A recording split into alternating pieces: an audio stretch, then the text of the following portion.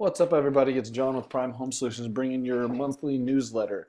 Or for the market update. I know I didn't get one out last February. One thing I'm switching up is I want to get it out instead of the end of the month. I want to get it out towards the beginning of the month, right when I get the data, and it is the freshest that I can get as far as the months of inventory and stuff goes. So we'll go ahead and jump right into this. And so the January numbers overview.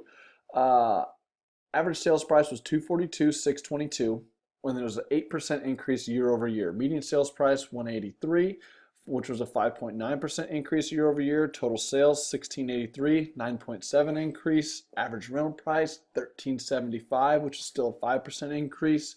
Employment. Now the Bureau of Labor Statistics still has not updated their website for January or February. So I am just sitting over a million, which is still a 2.21 increase year over year. Unemployment still at 3.7, which was a 0.2% increase from November. So I mean, lost a few jobs, but I mean, we're still well below the national average, which I think is about 4.7 that I just got an email on. Months of inventory, now we are at a 4.41, which was a 0.57 decrease from previous month, which that's to be expected because January and February are traditionally always the slowest months, but now we are starting to pick up. So it's something I'm going to be watching for, is to see how those months of inventory really change across the city. Median sales prices, here we're showing them again. I mean, like we've talked about the last several months, we're still on that 5-year mark, and I am expected now, this is still based off of January's numbers. In February, once the information is all posted, I'm expected to see this start rising, and what I'm going to be watching for is to see, are we still increasing year over year, and by how much, and if we do peak out for the 6 years, because like we talk about, it's usually I've heard it's 3 to 5 years up, 1 to 3 down. So as you can see, we're in that 5th year. So let's see if we can make this summer another record-breaking year. Monthly rents still holding strong. We're starting to tick back up, which is to be expected. So I mean, if everybody just kind of keep that in mind, the best time to get a property rented, as you can see, is going to be your summer months. Here's like April, May, June, July. And then it starts tapering off as we get into the winter. So if you're buying something now and getting rented, try to do either 18-month leases or 6-month leases so you can renew at those times for those hot months where you're going to get your highest and best rents. 20-year unemployment, we're still just holding bottom down here. We bounced up a little bit for that 0.2 of an uptick, but we're still hanging down here at the bottom. Now you got to remember, this graph is reversed, so the higher, the worse it is, the lower, the better it is.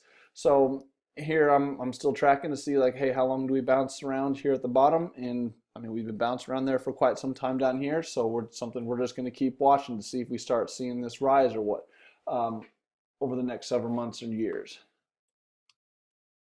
Foreclosure numbers, we had 444 posted for auction in March, which was 11% decrease from the previous month.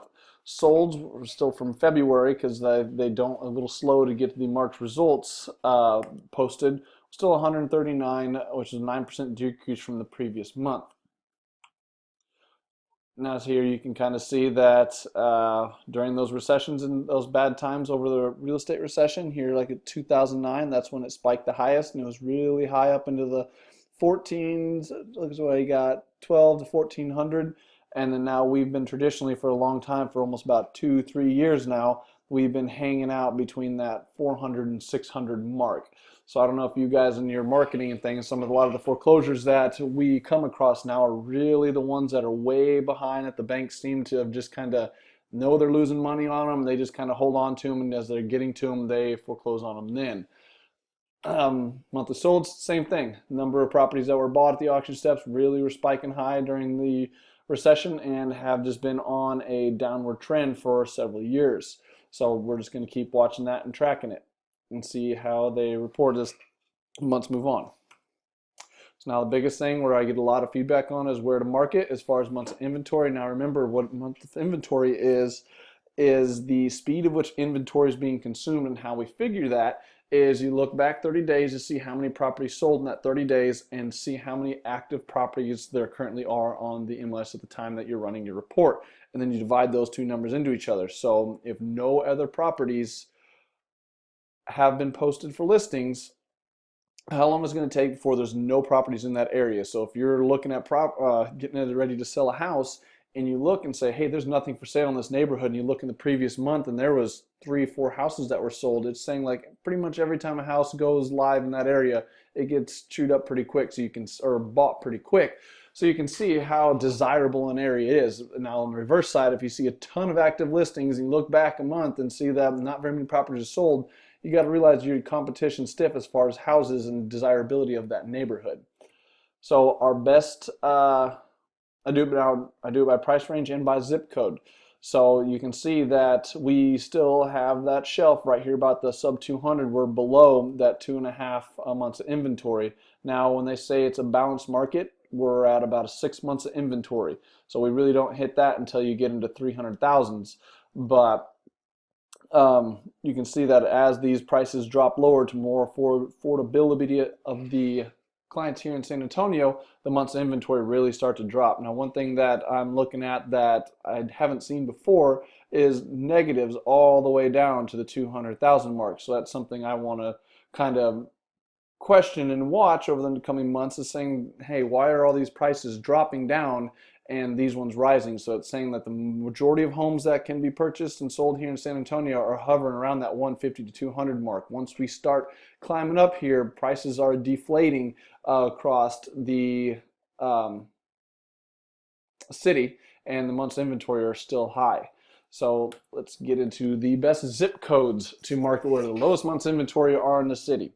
No surprise that only one of these is over 200, and it's barely at that.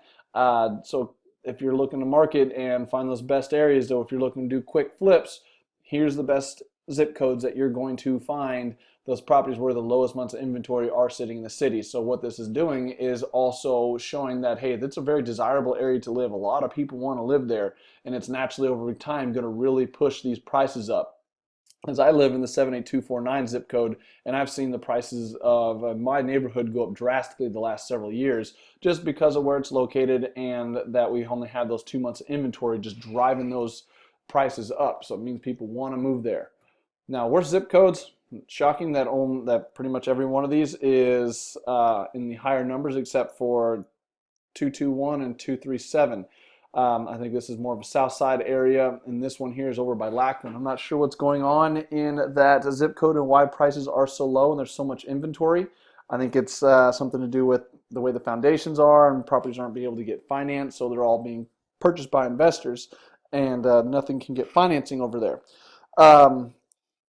So now it's something to take into account. Now, why this is important is this is your holding cost. So if you're flipping something out in Bernie, which is 78006 in Fair Oaks, that you know that there's a lot of competition. There's a lot to choose from, and they're very expensive homes. So we know just by looking at these previous slides that in that 400 price range, there's 8 months inventory across the city. So the people can go a lot of places to find those, and prices are deflating, and there's not a lot of properties being sold in that price range. So just something to kind of keep in mind. So that pretty much concludes it for this month. And now, like I said, we're going to be changing them up on the time that we release them. We're trying to get towards more of the beginning or middle of the month that we send these out, so it's the freshest. Something that kind of in review of where I think things are going is the city's still looking strong. I mean, the real estate prices are still increasing.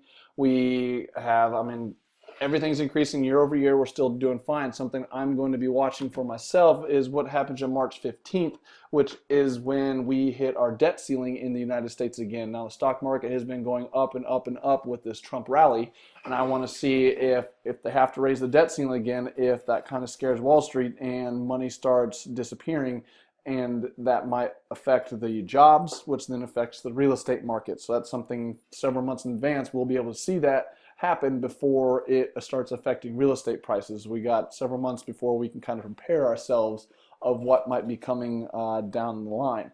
So you guys, happy investing, best of luck out there, and we will see you guys next month.